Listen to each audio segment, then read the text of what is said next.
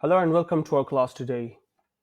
In today's our class, we're going to discuss everything about the pre-C writing, how to score in your exam, and what are those strategies that will help you to get the maximum score, and how to impress your examiner by providing an appropriate and a perfect pre-C writing. My name is Rafil Tahir Masood, and I've been delivering lecture from PACE G10 Merkaz, the PACE College and Academy G10 Merkaz Islamabad. In this particular lecture, we're going to discuss everything about the pre-C. At the end of this particular presentation, we do have an exemplary pre-C writing along solution and title. इस lecture में हम हर तरह की वो तमाम तरह concepts को discuss करेंगे जो आपको मैक्सिमम स्कोर एग्जाम में दिला सकते हैं। इससे हट के इस लेक्चर के एंड में एक complete detail moderate to difficult level moderate difficulty level का एक प्री-सी पैसेज हमने यहाँ पर दिया है जो कि इस प्रेजेंटेशन के एंड में होगा और उसके साथ सोल्यूशन और टाइटलिंग भी किया हुआ है। Now let's start our lecture. Before starting this lecture, I'm interested to tell you one thing, that in case if you find any problem to understanding my accent or dialect, you better drop in a comment. You do have a complete liberty to discuss this lecture through comments and ask your queries meanwhile.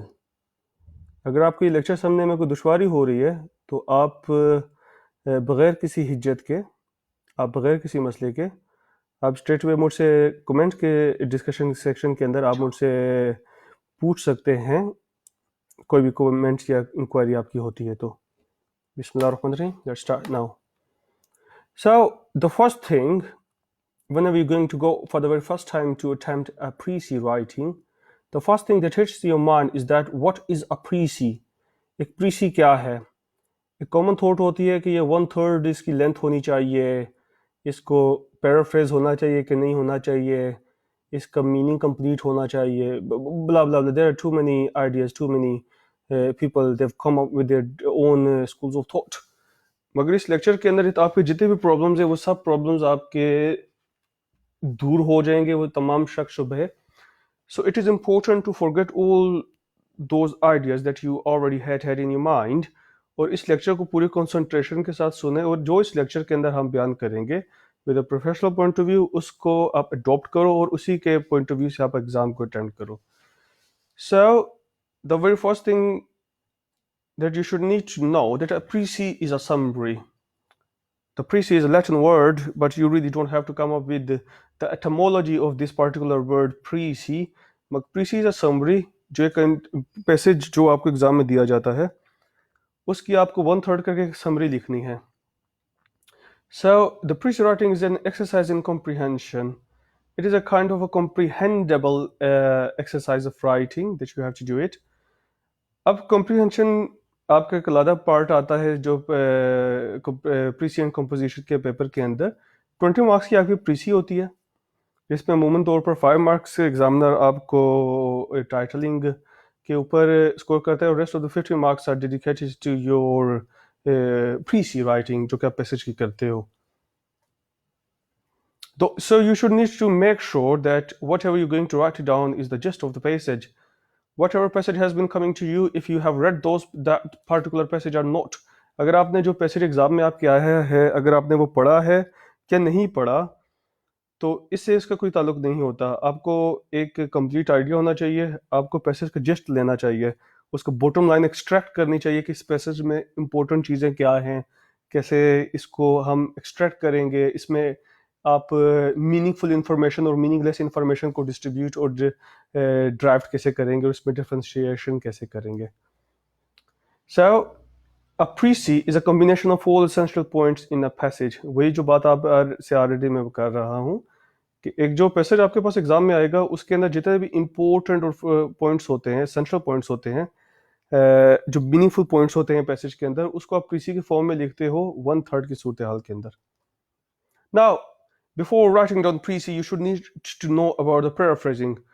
आमतौर पे जो लोग होते हैं वो जब passage उनके पास आता है तो वो प्री-सी को पैराफ्रेज कर देते हैं सारा, जिसकी वजह से वो अपने नंबर लूज कर देते हैं। आपको अपने एग्जाम के अंदर प्री-सी लिखनी है, पैराफ्रेजिंग नहीं करना। सो मेक श्योर आपको जब तक डिफरेंस नहीं पता होगा प्रीसी और पैराफ्रेज का, तो आप इसका अच्छी तरीके से अटेम्प्ट नहीं कर पाएंगे. So I am going to discuss about a detailed difference between a preci and a paraphrasing. So let's come up with a preci and a paraphrase. I've driven down in a column. मैं column की सूरत हाल के अंदर इसको किया है. Now first of all I am going to discuss about the precis. ये फंडामेंटल पॉइंट्स है जो कि आपको लिखने चाहिए. If you have a pen and a paper you should need to jot down, because if you keep seeing my presentation without jotting down or writing down in the separate page, you can't understand it at all. So you should need to know कि ये जो कुछ हम discuss कर रहे हैं ये सब पॉइंट्स को आप पेपर और पेंसिल की मदद से आप इसके नोट्स बनाते जाएं. So the preci, the first of all I'm going to discuss about preci. So preci must be shorter than the original passage. For example how do you know about the length of the passage. आमतौर पे क्या आप करते हैं कि passage के number of words को count कर लेते हो. एक पैसेज जो कि 300 वर्ड्स के तो सर्टेनली वो 100 वर्ड्स के प्रीसी होते हैं, मगर इतना होता नहीं है. आमतौर पे जो आपका पास पैसेज होता है वो 400 से 500 वर्ड्स का होता है और मुख्तलिफ पैराग्राफ्स के ऊपर डिवाइड होता है. अब जब आप बात कर रहे हो एक पैसेज होगा तो उस पर तो आपको पता चल जाएगा वर्ड्स का. Now you won't have enough time to start counting the words. अब आप एंड ये जो इनडेफिनेट और डेफिनेट आर्टिकल्स हैं ये भी वर्ड्स के अंदर काउंट होते हैं. तो डोंट थिंक के अगर एन और अगर दी कहीं यूज हुआ है तो वो वर्ड काउंट नहीं होगा. ये सर्टेनली काउंट होते हैं क्योंकि आर्टिकल्स बहुत मैटर करते हैं. हाँ अलबत्ता पंचुएशन काउंट नहीं होगी नंबर्स में. पैराफ्रेज या किसी भी पैसेज को नापने का या उसकी स्केलिंग करने का ये तरीकाकार होता है कि drive down, you count down the average number of words in each row. आप हर लाइन में average of number of words गिन लो, यानी कि आप पहली लाइन में गिनो कितने वर्ड्स हैं, आप जब पांचवी लाइन में गिनो और दरमियान में किसी लाइन में गिन लो अंदाजे से. अब आपको पता चल जाएगा कि एवरेज नंबर ऑफ वर्ड्स क्या. आपने इसमें लीस्ट एवरेज निकाल दी है. मिसाल के तौर पर अगर एक लाइन के अंदर आपने 20 वर्ड्स लिखे हैं और दूसरी लाइन के अंदर 21 है, तीसरी लाइन में फिर 20 है और चौथी लाइन में 23 है, तो एवरेज नंबर ऑफ वर्ड्स आपके 21 या 20 बन रहे हैं. तो मगर हम लीस्ट एवरेज करेंगे ताकि हमारा पैसेज बहुत ज़्यादा ना अंडर लेंथ हो जाए ना ओवर लेंथ हो जाए. तो इसका एवरेज नंबर ऑफ वर्ड्स को एवरेज नंबर ऑफ रोज से, टोटल नंबर ऑफ रोज के साथ आप टाइम्स दे दोगे तो पता चल जाएगा और उसमें 1/3 से आप डिवाइड करोगे तो फिर स्ट्रेट अवे आपको प्रीसी की वर्ड्स आ जाएंगे. नाउ आमतौर पे होता क्या है कि जब आप लिख रहे होते हो तो प्रेसी को करने के बाद पैराग्राफ पढ़ने के बाद जब आप प्रेसी लिखना स्टार्ट करते हो तो आपको कंफ्यूज होते हो कि कहीं वर्ड्स ज़्यादा ना हो जाएं, कहीं बहुत ज़्यादा वर्ड्स ना हो जाएं, पैसेज में ओवर लेंथ ना हो जाए. तो इसकी डिफरेंट स्ट्रेटजीज होती है जो हम इस लेक्चर के अंदर भी डिस्कस करेंगे. सो की stay tune and be with us. Now, the first thing you should need to know that it must be the shorter than the original passage. जो original passage होगा उससे जाहिर बात ये short होगा. कितना short होगा? 1/3 होगा. Then in the preci, the main theme is briefly explained. जो प्रीसी का जो मेन थीम होता है वो जब आप कंप्लीट पैराग्राफ पढ़ोगे, पैसेज पढ़ोगे तो फिर आपको अंदाजा होगा कि इसका ये पैसेज किसके बारे में है. Now you should need to understand कि थीम और प्लॉट में बहुत ज्यादा फर्क होता है. आमतौर पे स्टूडेंट्स थीम और प्लॉट को एक जैसा कंसीडर करते हैं जो कि एक बहुत बड़ी गलती है. Plot is the sequence of events, जबकि थीम जो सा होते हैं वो कंप्लीट जस्ट होती है पैसेज की. ये पैसेज किस पर्टिकुलर मौजू के बारे में है, ये कंप्लीट जस्ट को एक्सप्लेन करता है. Now what you should not to do in a precis. अब ये तीन बातें तो आपको बता दी हैं कि precis must be shorter than the original passage, it should be 1/3 of the original passage and the main theme should need to be explained briefly. But these are things that you have to do. But what are the things that you do not have to do? You should not write it too long. आपको प्रीसी को बहुत ज्यादा lengthy करके नहीं लिखना कि वो over lengthy हो जाए, यानी कि वो 2/3 हो जाए या तकरीबन almost equal to the original passage हो जाए. मेक श्योर कि वो 1/3 का मतलब है कि 10-15 वर्ड्स का फर्क हो सकता है, मतलब ज्यादा होने चाहिए. 1/3 से भी कम ना हो जाए कहीं आपका. बिल्कुल एक या दो वर्ड के ऊपर आप नहीं है. फॉर एग्जांपल अगर आपका 900 वर्ड का पैसेज है तो आप 300 वर्ड ही लिखोगे, 301 वर्ड लिखोगे तो गलती हो जाएगी. नहीं, ऐसा नहीं होता. बिल्कुल ये रॉन्ग इंफॉर्मेशन है. आप वर्ड से ज्यादा कंटेंट के ऊपर मैटर करो, बट मेक श्योर कि अगर आप 900 वर्ड्स का अगर ओरिजिनल पैसेज है तो आपका ये जो प्रीसी जिसमें आप लिख रहे हो ये 325-330 वर्ड्स तक उसको कवर अप करें. आप तकरीबन 295 से 330-325 वर्ड्स तक कवर अप करें. There are too many people around who are trying to manipulating your mind or who always try to disgraced you through your ideologies, वो आप अगर आप उनको कहते हैं जी कि 900 वर्ड्स का अगर कोई पैसेज है तो अगर मैं 330 वर्ड्स लिख दूं तो वो कीड़े निकालना शुरू कर देते, नहीं जी नहीं, अब ओवर लेंथ हो गया है, आपको ऐसा नहीं करना. So don't put your ears on them, don't let them do whatever they want to do, and you have to consider जो हम आपको बता रहे हैं आप वैसा ही करो ताकि आपके नंबर मैक्सिमम आ जाए. Now what is a paraphrase? अब आप पैराफ्रेज नहीं करना. पैराफ्रेज क्या होता है कि कोई भी पैसेज है उसके वर्ड्स के सिनोनिम्स को ढूंढ के सिनोनिम्स की जगह आप डाल दो और वो पैराफ्रेज बन जाएगा. पैराफ्रेजिंग मतलब होता है कि किसी भी चीज को आप मुख्तलिफ वर्ड्स में आप लिख लो, अपने वर्डिंग में लिखने को पैराफ्रेजिंग बोलते हैं. अब प्रेसी को कभी भी आप अपने वर्ड्स में आप नहीं लिख सकते हो, अपने वर्ड्स में लिख सकते हो मगर फर्स्ट पर्सन सब्जेक्ट नहीं होगा, जिस तरह आगे हम डिस्कस करेंगे. The paraphrase should not leave any out any details. जैसा प्रीसी के अंदर आप बहुत सी चीजों को आप छोड़ देते हो और सिर्फ थीम को पकड़ते हो कि what is the primary message, what is the main theme of the paragraph. तो आप पैसेज का मेन थीम को एक्सट्रैक्ट करते हो और उसको अपनी वर्डिंग्स के अंदर वर्कआउट करते हो without using first person pronoun. जबकि पैराफ्रेज में आप कोई भी इंफॉर्मेशन नहीं छोड़ते हो ना. पैराफ्रेज आपका 1/3 होता है. पैराफ्रेज ऑलमोस्ट उतने ही नंबर्स का होता है जितने नंबर का आपके पास पैसेज गिवन होता है. It is the same length of the original passage as I have already told you. Should be syntactically correct. Now make sure कि आप पैराफ्रेज के अंदर आप होमोग्राफ्स यूज कर सकते हो, होमोफोन्स यूज कर सकते हो, सिनोनिम्स यूज कर सकते हो, आप कॉन्टेक्चुअल मीनिंग्स यूज कर सकते हो वर्ड्स का, ओनोमेटोपियाज यूज कर सकते हो.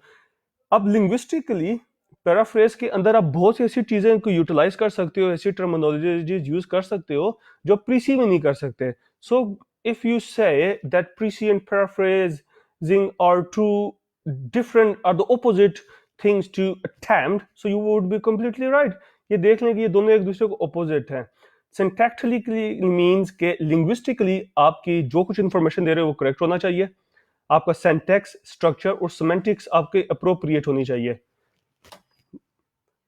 Now इसको complete absolute synonymy होनी चाहिए, यानी कि जितना भी आपके पास पैराग्राफ आपको आप पैराफ्रेज कर रहे हो उसमें जितने मोटे मोटे वर्ड्स है उसको 3 तरह की मीनिंग्स आप ड्राइव कर सकते हो. फिगुरेटिव मीनिंग उसका लिखोगे, दूसरा आप कॉन्टेक्चुअल मीनिंग लिखोगे, तीसरा डिक्शनरी मीनिंग, और तो चौथा जो सा होगा वो उसकी आप जो सा होगा लिटरल मीनिंग आप ड्राइव करोगे. यानी कि एक पैराग्राफ लाइन है तो उस लाइन को आप सिनोनिम्स यूज करके अपनी मर्जी से आप इस्तेमाल करके लिख दो तो ये पैराफ्रेज हो जाएगा. नाउ तो पैराफ्रेज इक्वल नंबर होता है जबकि ये प्रेसी 1/3 होता है.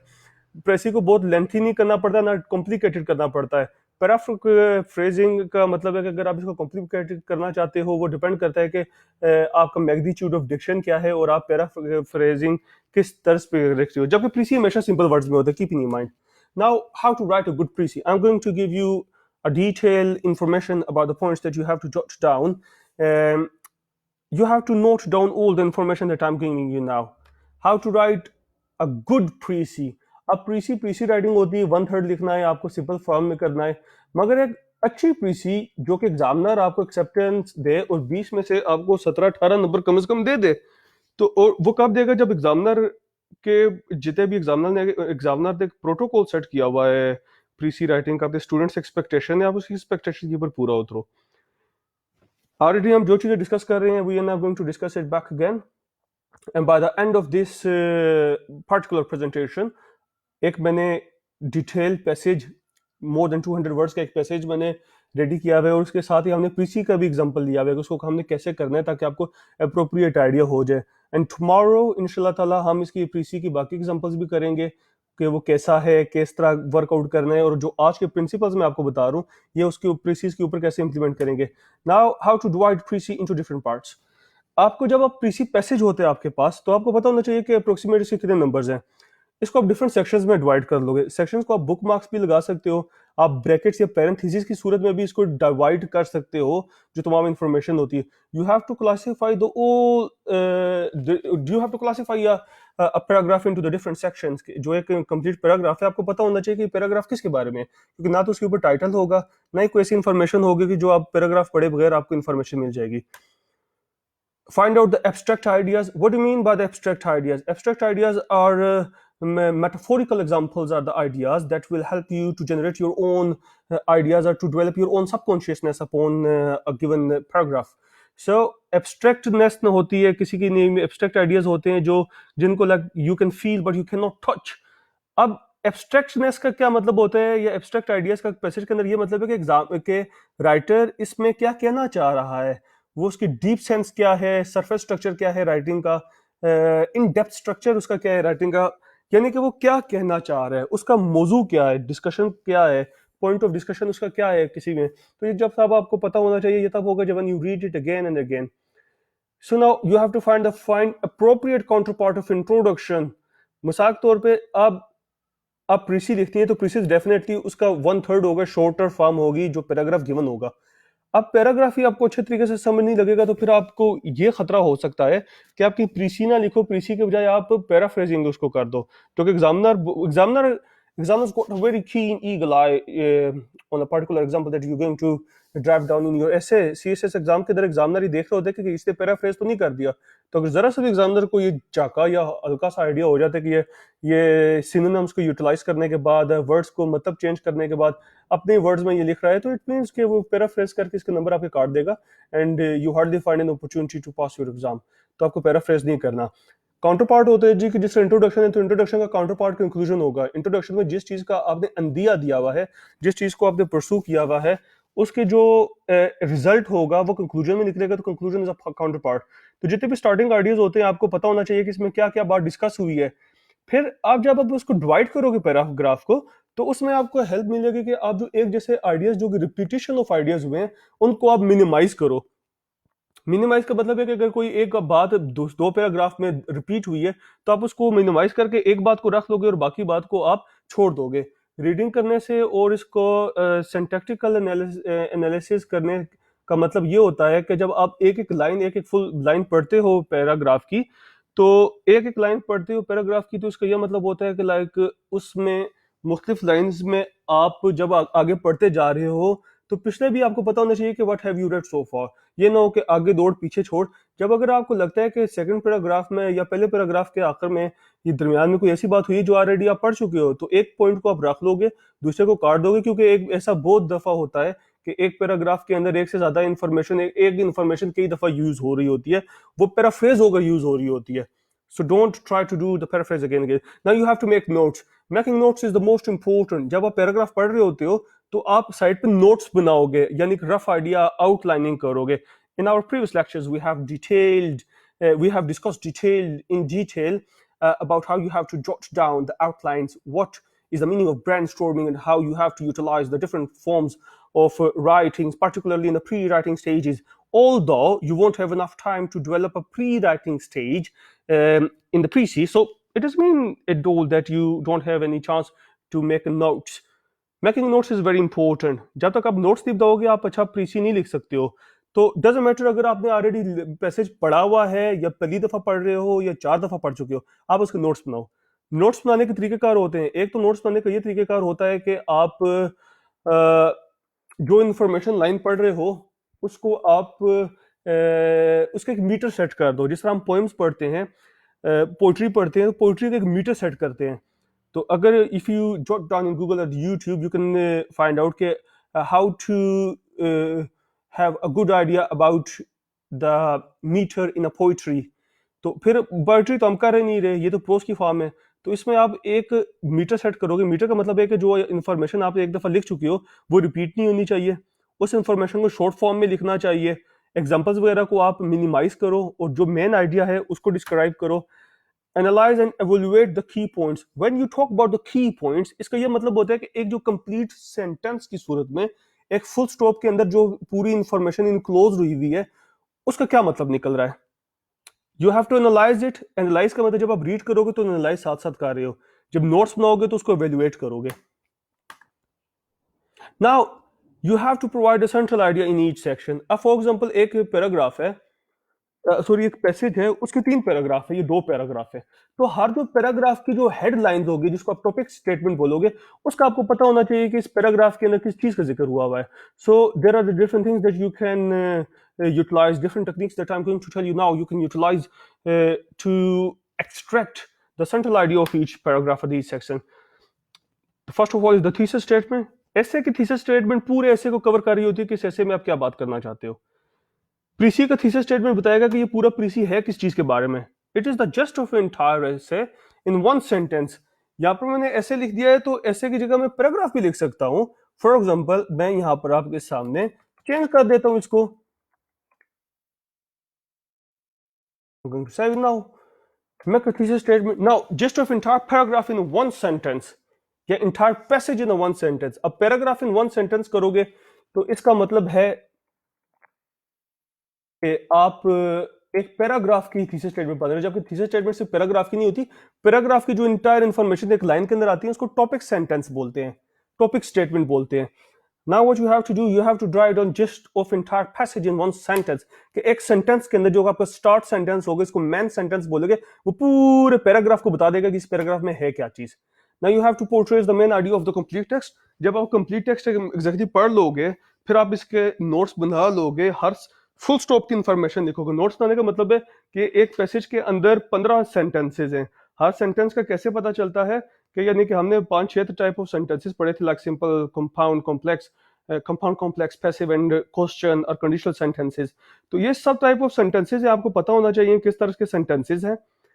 और सेंटेंस एक फुल स्टॉप के अंदर इनक्लोज होता है, एक फुल स्टॉप से दूसरे फुल स्टॉप के दरमियान जितनी भी इंफॉर्मेशन है वो एक सेंटेंस होगा। तो उस सेंटेंस को आपने शॉर्टर फॉर्म के अंदर नोट्स बनाने, तो it means that you are portraying down the main idea of the text. Now avoid giving your opinions। It is very important to understand कि आप अपना जाती, अपनी जो बोलते हैं ना कि आइडिया या अपना ही फिलोसफी मारने से आप गुरेज करिए। पैराग्राफ को पैराग्राफ तक वही रखिए। अगर आपके पास उस पैराग्राफ के बारे में ऐसी इंफॉर्मेशन है जो कि एग्जामिनर ने नहीं अंदर लिखी या ऑथर ने नहीं अंदर डालना मुनासिब समझी, तो आप फिलोसफर बनने से गुरेज करिए और वो इंफॉर्मेशन मत डालिए। So write in your own words, not your subjective ideas.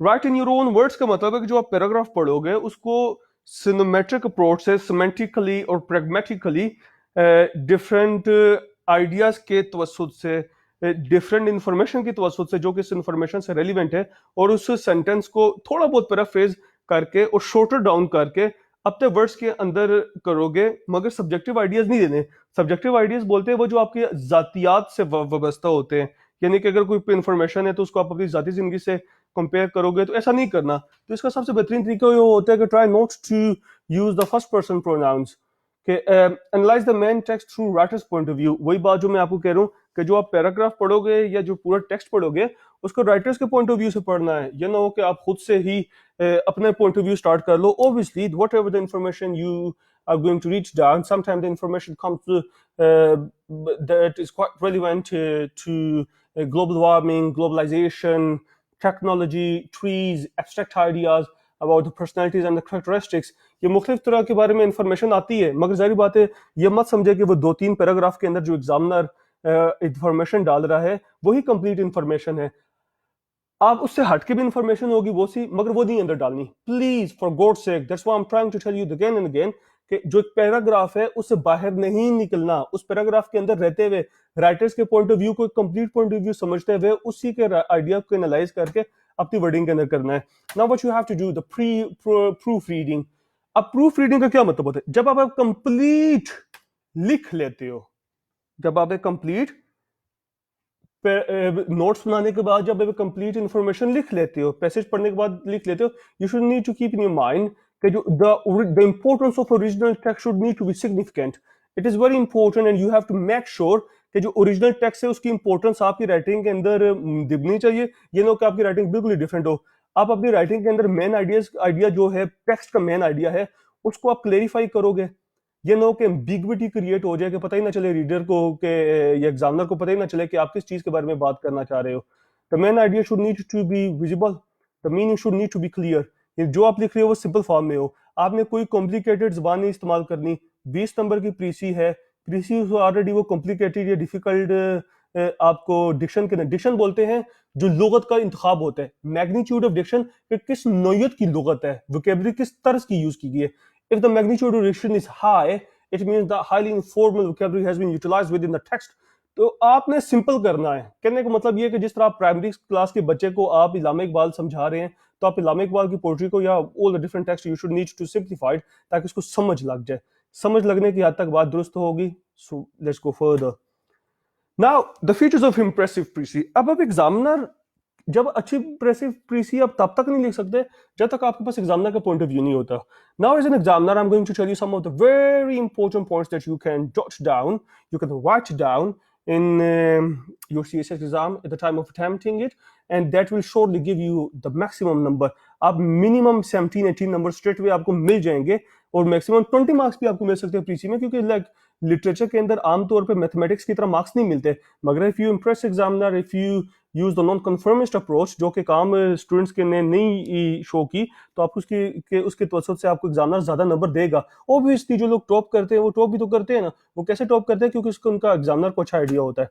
Now the features of the impressive writing, the first and the foremost thing is that the precis should need to be written in the writer's own word, but it shouldn't include the personal opinion or views. You are a writer. Whatever you're going to write down is of authors. जो आप लिख रहे हो वो author का है, आप writer हो, आप ऑथर को पढ़ के अपना पॉइंट ऑफ व्यू से उसके अंदर लिखोगे, मगर अपना पर्सनल ओपिनियन नहीं डालना. Next thing is that a precis should follow a chronological order.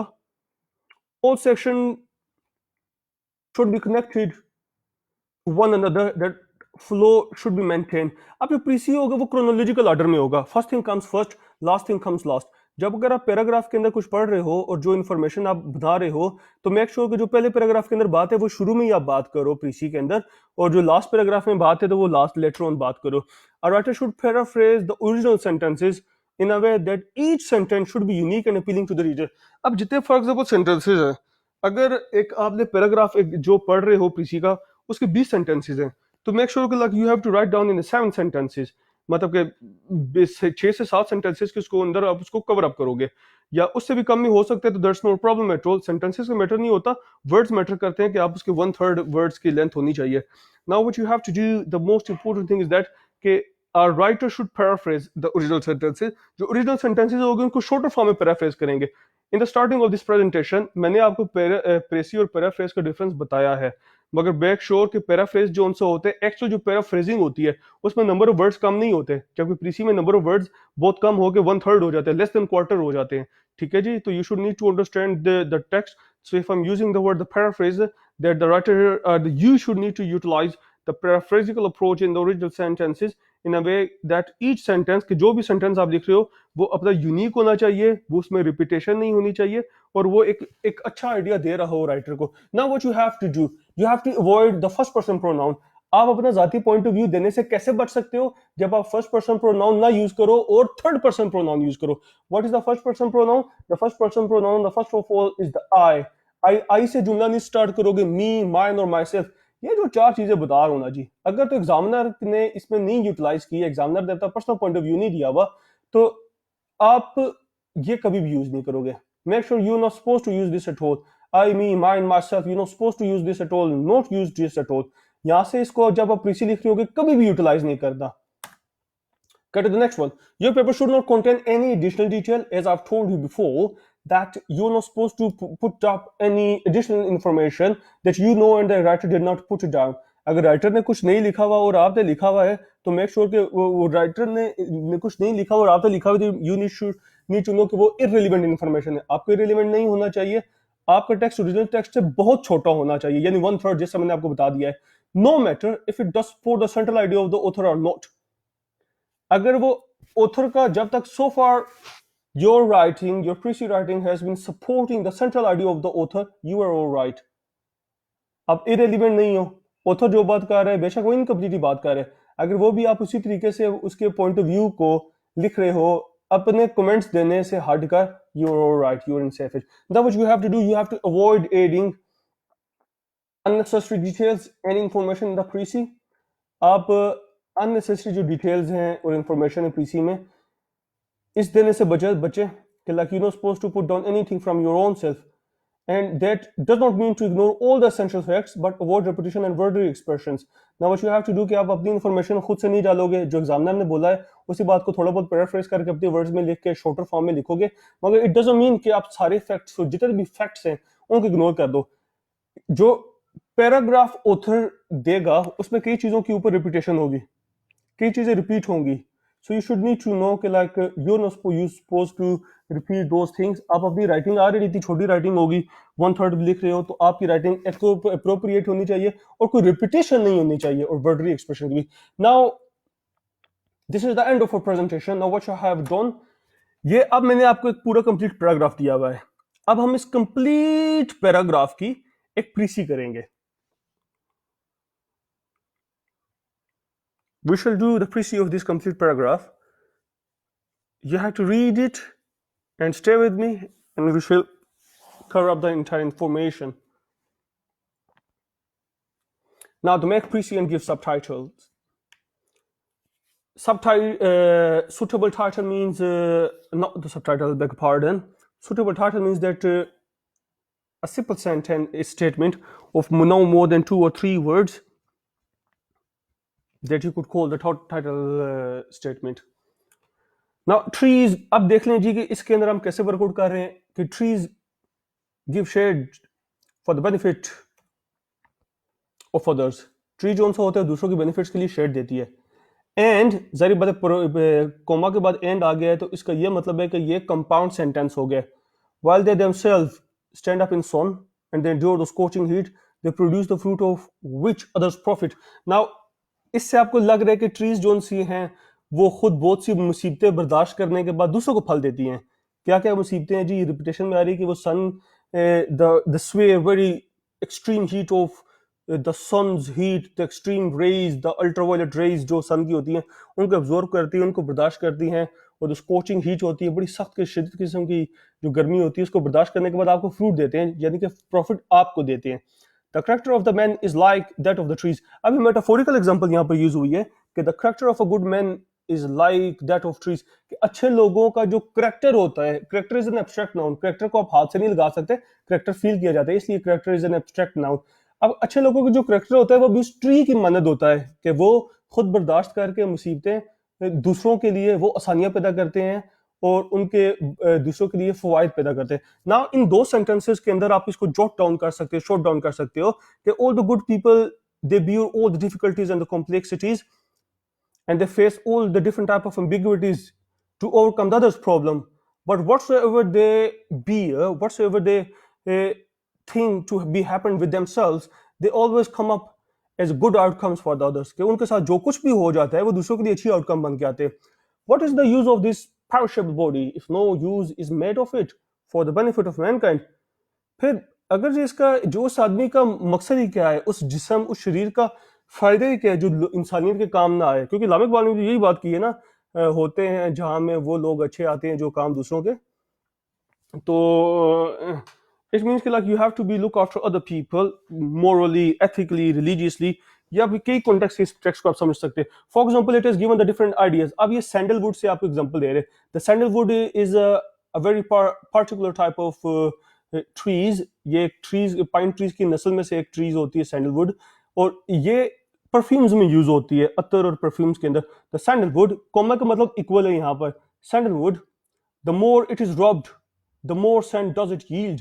जितना ज्यादा इसको रगड़ा जाता है, जितना ज्यादा इसकी तबाही निकाली जाती है, इसको पीसा जाता है, इतनी ज्यादा खुशबू निकालती है. Sugar cane the more it is peeled and cut into pieces the more juice does it produce. अब गन्ना जो सा होता है, जितना ज्यादा उसको पील किया जाता है, उसको छीला जाता है, उसको प्रेस किया जाता है, उसके ऊपर जोर डाला जाता है, प्रेशराइज किया जाता है, उसको कचूमर निकाला जाता है, वो जूस प्रोवाइड करता है. यानी कि वो खुद तो उसका कचूमर निकल रहा है, खुद तो वो सख्ती बर्दाश्त कर रहा है, जिसको हमारी जबान में मेटाफोरिकली, लिटरेरी जबान में उसको कह रहे हैं मेटाफोरिकली, मेटाफिजिकली और सिमिली के पॉइंट ऑफ व्यू से अगर आप देख लिया जाए तो we can use the different literary devices. तो ये देख लें, सैंडलवुड हो जाए या शुगर कैन हो जाए, ये खुद तो कट के, रगड़ के, पिस के, तकलीफ बर्दाश्त करके, सारी बातें इनमें तकलीफ तो नहीं होती, मगर इंसान के पॉइंट ऑफ व्यू में ये तकलीफ ही होती है कि ये खुद अपना वजूद खत्म करने के बाद दूसरों को फायदे पहुंचाती है. The man who are noble at heart do not lose their qualities even in losing their lives. जो अच्छे लोग होते हैं, जो नोबल हर्ट्स होते हैं, जो एक ग्रेट पर्सनैलिटीज होती हैं, वो अपने आप को बेशक उनका वजूद खत्म हो जाए मगर उनका अमल खत्म नहीं होता. ना you can take the examples of the different people, मगर ये एग्जांपल प्लीज यहां पर नहीं लिखनी. अब्दुल सत्तार रेदी की एग्जांपल ले लें कि Abdul Sattar रेदी an oxymoron has been used for the Abdul Staredi. The paradoxical statement Abdul Staredi साहब के लिए यूज होती है कि he was the richest poor man on earth, कि he was the richest poor man on earth. तो मगर ये कि आप यहाँ नहीं डालोगे, अगर ये बात यहाँ पीसी में डाल दोगे ये सब इरेलीवेंट हो जाएगा, ये आपके दिमाग में बात चल रही होगी समझने के लिए. Now all the good men they don't lose their qualities. What matter whether man praise them or not? जो अच्छे लोग होते हैं वो कभी भी अपनी पॉजिटिव क्वालिटीज और जो फिलंथ्रोपिक साइड होती है उनकी, जो दूसरों को भला करने वाली साइड होती है, बेटर साइड होती है उनकी, वो कभी खत्म नहीं करते. बेशक लोग उनकी तारीफ करें ना तारीफ करें, लोग उनको नफा दे नुकसान दे. You can take the example of our prophet, the perfect example you can put into your mind, जो अपने दिमाग में आप लिख सकते हो उस point, that is the example of our prophet peace be upon him सल्लल्लाहु अलैहि वसल्लम. आउट ऑफ अल्लाह's creature, if we claim someone to be a perfect, he would be no other than our Prophet सल्लल्लाहु अलैहि वसल्लम. देखते हैं हमारे Prophet सल्लल्लाहु अलैहि वसल्लम को कितनी तकलीफें बर्दाश्त करनी पड़ी मक्का में, मदीना में, the traveling, the hot days, the enmities of his contemporaries. उनके अपने फैमिली में उनको दुश्मन हो गए, वो कूड़ा फेंकने वाली अम्मा जो सी थी वो नबी सल्लल्लाहु अलैहि वसल्लम को टॉर्चर करने के लिए, उनको डिस्टर्ब करने के लिए, टॉर्चर करने के लिए उनके रास्ते के ऊपर कूड़ा फेंकती थी, उनको जियत देती थी. मगर नबी सल्लल्लाहु अलैहि वसल्लम उन सब के लिए एक रहमतुल आलमीन के तौर पर प्रूव हुए. और उन्होंने उनके पीछे जब वो फतेह मक्का हुआ तो उन्होंने अपना जो था जितना भी उनके तकलीफें बर्दाश्त की उसका कोई बदलाव वगैरह नहीं दिया. It is the finest example. So जितने भी अच्छे लोग होते हैं वो इस चीज का मैटर नहीं करते कि उनके साथ लोग दुनिया अच्छा कर रही है बुरा कर रही है, वो हमेशा दुनिया के साथ अच्छा करते हैं. What difference does it make whether they die at this moment or whether they live or prolong? Happen that what may those who tread in the right path will not set in any other, will not set foot in any other. Life itself is unprofitable to a man who does not live for others. जो जिंदगी है वो कभी भी फायदेमंद उस आदमी के लिए नहीं हो सकती जो दूसरों के लिए फायदा नहीं करता. Because it is a give and take. अब अच्छा करोगे तो अच्छा मिलेगा. To live for the mere sake of living one's life is to live the life of dog and crows. जो सिर्फ अपने लिए जिंदगी जीते हैं, जो इंसान सेल्फ सेंटर्ड होकर सेल्फिश होकर जिंदगी जीता है, इसका मतलब है वो कुत्तों और कौओं वाली जिंदगी जी रहा है जो अपने लिए खाना रोटी हड्डी खाते हैं और अपनी जिंदगी जीते हैं. So those who lay down their lives for the sake of others will assuredly dwell forever in the world of bliss. और जो लोग दूसरों के लिए जिंदा जीते हैं, आल दो कि वो उनका शरीर खत्म हो जाता है, वो मर जाते हैं, मगर वो हमेशा के लिए अमर हो जाते हैं. उनके लोगों की बुक्स में, उनकी कविताओं में, कविता दज़्मों को बोलते हैं और उनके वर्ड्स में. So now this is the just that you have to understand. अब आप नोट्स भी बना रहे होगे साथ साथ. Now what you have to do, the important thing is that इस पैराग्राफ जितने भी इंफॉर्मेशन हमारे पास है आप देखें, अब हम इसके वर्ड्स काउंट करते हैं. ठीक है, 1 2 3 4 5 6 7 8 9 10 11 12 13 14 15 16 17. 17 पहली लाइन में वर्ड है. तीसरी लाइन काउंट करते हैं. 1 2 3 4 5 6 7 8 9 10 11 12 13 14 15 16 17 18 19 20 21 22 23. 17 1 फर्स्ट लाइन में वर्ड है, 23 सेकंड लाइन में वर्ड है. चलो तीसरा करते हैं. 1 2 3 4 5 1 2 3 4 5 6 7 8 9 10 11 12 13 14 15 16 17. अब ये 17 इसमें वर्ड है, यानी फर्स्ट में भी 17 वर्ड है. ये जो है प्रेज देम आर नॉट, इस लाइन में भी 17 वर्ड्स हैं, अदर में भी हैं, और जो दरमियान में लाइन है वो 23 वर्ड्स हैं. अब एक और काउंट कर लो ताकि हमारा आइडिया पक्का हो जाए. इस लाइन को काउंट कर लेते हैं, सेकंड लास्ट लाइन को, ऑफ लिविंग. 1 2 3 4. अब वंस लिविंग ये एक ही वर्ड होगा, एपोस्ट्रोफी यूज कर ले एफिलिएशन के लिए. 3 4 5 6 7 8 9 10 11 12 13 14 15 16 17 18 19 20. यानी कि हमारे पास मैक्सिमम वर्ड्स जो से वो 23 बन रहे हैं इस पैसेज के अंदर, और जो एवरेज वर्ड है वो 17 है. तो हम इसको 20 वर्ड्स काउंट करेंगे. ठीक है, अब इस जो एवरेज 20 है, 20 टाइप्स. आप जितने भी रोज हैं यहाँ पर आप देखो, 1 2 3 4 5 6 7 8 9 10 11 रोज हैं और 20 वर्ड्स हैं. आप 210 वर्ड्स इसको कर लो कि एवरेज हमारे 210 वर्ड्स बन रहे हैं. Now what you have to do it down. अब इसमें देख सकते हैं ये ट्री सबसे, अब इसको हम जब लिखना शुरू करोगे, you should need to take the example of the man. Example शैंपल कुछ भी नहीं लिखनी इसके अंदर, मैन की एग्जांपल उठा के आपने लिखना स्टार्ट करना है. जिस हमने पहले बोला था कि like you should need to analyse and evaluate with your own senses, with your own common senses. जो आप रीडिंग की आइडियोलॉजीज आपको मिलेंगी इसको देके, उसको यूटिलाइज करते हुए आपने वर्कआउट करना है. आर्टिकल्स बिल्कुल काउंट करने हैं. Article is a word, article is an article. Indefinite article और डेफिनेट आर्टिकल्स होते हैं. फॉर एग्जांपल अगर आप कहते हो कि मुझे एक सेब चाहिए, आई वांट एन एप्पल, आप आई वॉन्ट वन एप्पल नहीं बोलोगे, I want an apple. There is a boy, वहां पर कौन है? There is only a boy, वहां पर सिर्फ एक लड़का है। आ बॉय, एक लड़का, टू बॉयज। तो आर्टिकल काउंट होते हैं जी, सर्टेनली आर्टिकल बाजू का नंबर के तौर पे काउंट होते हैं, अदरवाइज आर्टिकल अपने सेगमेंट को डिस्कवर करने के लिए काउंट होते हैं। सो इट इज इंपॉर्टेंट कि आर्टिकल भी काउंट होंगे, प्रेपोजिशंस भी काउंट होंगी, आपके कॉमा पंचुएशन को छोड़ के कुछ भी है, आपका आर्टिकल है, वर्ड है, नाउन है, प्रोनाउन है, कुछ भी है, वो सब काउंट होगा, वो नंबर काउंट होगा, right? Now I've put it down on the other way around. Listen, see, number of word सबसे पहले गिन लेके, ये जो लिखा है मैंने, अ नोबल पर्सन 1 2 3 4 5 6 7 8 9 10 11 12, 1 2 3 4 5, 12 को 5 से टाइप करो तो 60। अब काट ले कौन? 12, 1 2 3 4 5 6 7 8 9 10 11, दूसरी लाइन में 11 वर्ड्स है, तीसरी पहली लाइन में 12, दूसरी लाइन में 11, तीसरी लाइन में 1 2 3 4 5 6 7 8 9 10 11, तीसरी में भी 11, 1 2 3 4 5 6 7 8 9 10 11, 1 2 3 4 5 6 7 8 9 10 11 12। like you can see that कि इसमें एवरेज नंबर ऑफ वर्ड्स 11 और एक में 12 है, यानी हम यहाँ पर 55 वर्ड्स जो उनसे हैं, जिस तरह हमने ऑलरेडी पीछे डिस्कस किया कि वो तकरीबन 210 वर्ड्स बन रहे हैं, ये पूरा वर्ड्स है। हम जिस मैंने अभी थोड़ी देर पहले आपको अंदाजा बताया था कि average number of words count करने के बाद इट्स 211, ये 211 वर्ड्स तकरीबन आपके बन रहे हैं। तो what you have to do, यहाँ पर आप देख लीजिए आपके तकरीबन हार्डली 55 54 55 वर्ड्स बन रहे हैं ना। वो इस सब को हम वर्कआउट कर रहे हैं जो हमने पिछले से तवज्जुद से किया। A good person comma like a tree, एक पूरी पूरी एग्जांपल लाइंस ये इस कॉमर्स के अंदर डाल रही हैं। एक अच्छा आदमी, ट्री के मदद होते हैं make use of its life. अब जी ये जो इट्स है ना, ITS एपोस्ट्रोफी के बगैर, ये ट्रीज के लिए यूज, ये पर्सन के लिए यूज हो रहा है कि पर्सन लाइफ, ठीक है। A noble person comma like a tree comma make use of its life for the profits of others. एक अच्छा आदमी हमेशा दूसरों के लिए जीता है। Praise does not better to them till they die, even they make each moment of their life for the sake of others' benefit. उन लोगों के लिए जो तरीफे शीफे इतनी मैटर नहीं करती कि उनके लिए जीता जी वो तरीफों के लिए काम कर रहे हैं, वो काम अच्छे को अच्छा काम समझ के करते हैं, वो तरीफे वसूलिया किसी आउटकम के लिए नहीं करते। They don't lose their equality as a tree and lead their life in the right path and stay forever in the words of bliss. वो एक दरख्त की तरह अपनी क्वालिटीज को जाया नहीं करते और पूरी जिंदगी के लिए एक रहमत बन के लोगों के लिए रहते हैं। नाउ अब पिछले पैराग्राफ में देख रहे हैं, इस पैराग्राफ में ट्रीज की एग्जांपल थी, सैंडलवुड की एक एग्जांपल थी जी आपके पास शुगर कैन ट्री की दूसरी एग्जांपल्स थी। इस तरह we do have the many other examples as well. मगर यहाँ पर देख रहे हैं ट्री की हमने एग्जांपल्स नहीं डाली। द क्वालिटी ऑफ ट्री का मतलब है quality of sugar cane tree, quality of other trees as well. So this is the exact way that you have to do it. Now इसका टाइटल बन सकते हैं अ की to altruism.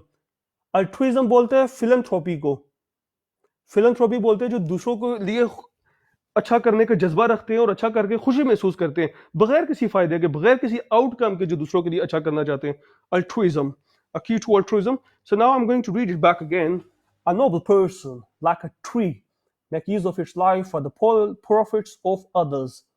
Praise does not matter to them till they die, even they make each moment of their life for the sake of others' benefit.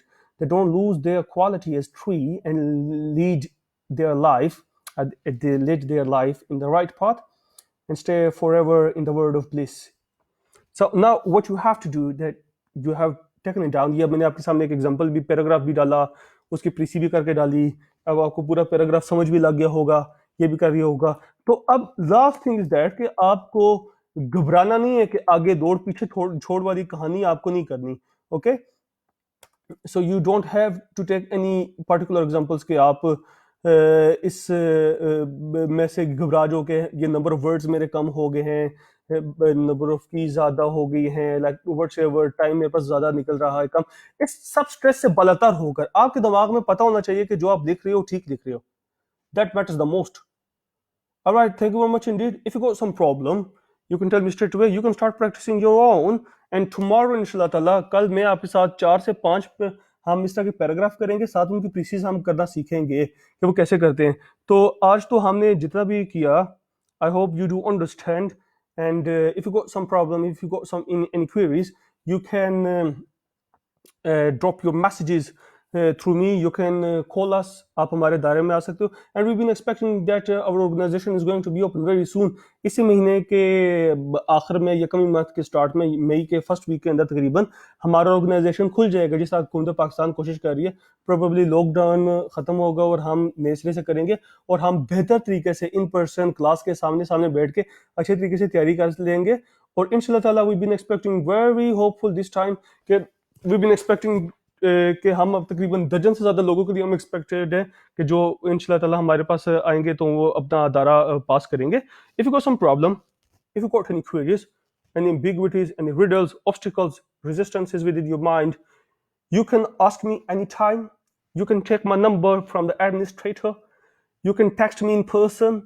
आप हमारे दायरे की website के ऊपर या हमारे दायरे के फेसबुक पेज के ऊपर अपनी इंक्वायरी छोड़ सकते हो, या आप हमारे दायरे के ये जो पेस एकेडमी है, हमारा दायरे पेस कॉलेज एंड एकेडमी, इसके जो हमारे एडमिनिस्ट्रेटर हैं या एग्जीक्यूटिव डायरेक्टर हैं डॉक्टर कलीमुल्लाह साहब या बीरा जोनसी हैं, उनसे आप रिक्वेस्ट करके हमारा जो क्लोज ग्रुप है उसके अंदर आप ट्रायल के लिए आप रिक्वेस्ट भेज सकते हो। हम आपको व्हाट्सएप के क्लोज ग्रुप में जो अंदर इन्वॉल्व कर लेंगे। And if you got some problem you can ask me any time. Thank you very much indeed, and I wish you best of luck, and if you got some problem ask me any time.